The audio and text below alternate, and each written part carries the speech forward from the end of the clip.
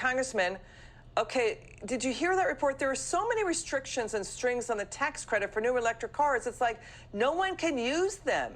You can't. You saw what it was. I mean, you can't use it for sedans that cost more than $55,000, and your income levels have to be at $150,000 or more if you're single. I mean, the median income for this country is like $55,000. Those electric cars cost more than their median income. Who's ever going to use the credit?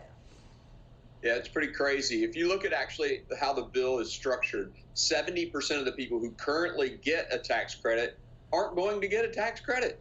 So this whole notion of trying to incentivize people to move from fossil fuels to electric is just now it's a huge disincentive. So I don't get it. It's all a dog and pony show, it feels like. Yeah. That's what it feels like, Congressman. I mean, watch when inflation keeps rocketing up. Watch as the temperatures don't come down. All of it. I mean, and now we've got China making fun of the Democrats' Inflation Reduction Act. They're fighting with our U.S. ambassador to China, saying, are you going to really deliver on your climate legislation when China's going to make a ton of money making all the solar panels and electric car batteries?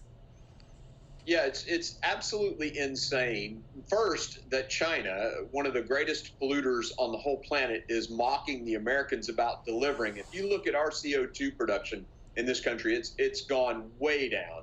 And while theirs is still going up, and they're building coal-fired plants, all this, I mean, that just one is insane. But I mean, I'm making fun of this IRA, supposed Inflation Reduction Act, because it's a joke. I mean, they're actually taxing oil. They're taxing natural gas. People's natural gas bill for their power to heat and cool their, heat their homes and cook their food is going to increase 17%. And they're talking about decreasing inflation. It's a joke. Well, I could go on and on. Well, you need oil and gas to power electric car batteries.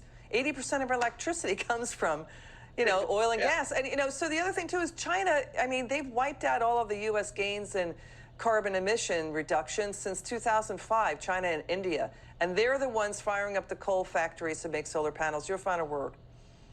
Well, it just makes no sense that China would even do that. But, of course, their whole goal is to delegitimize the United States in the world's eye. Okay. So I understand what they're doing. But honestly, the world is laughing at them for making that accusation. So, Congressman Green, great to see you. Thanks for joining us. Great to see you.